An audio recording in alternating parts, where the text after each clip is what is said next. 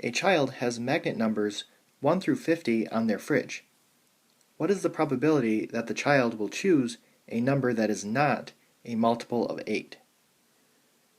So our first step is to list all of the multiples of 8 that are between 1 and 50. So that's 8, 16, 24, 32, 40, and 48.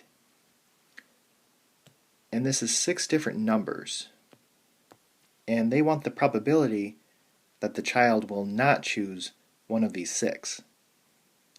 So that's 1 minus 6 over 50, which is equal to 44 over 50. And that should make sense because if 6 of the 50 numbers are multiples of 8, then 44 are not. And this can be reduced to 22 over 25. If the probability that a randomly chosen college student takes statistics is 0.73, then what is the probability that a randomly chosen college student does not take statistics? So I want to take 1 minus the probability that they do take statistics, which is 0.73, and we get 0.27.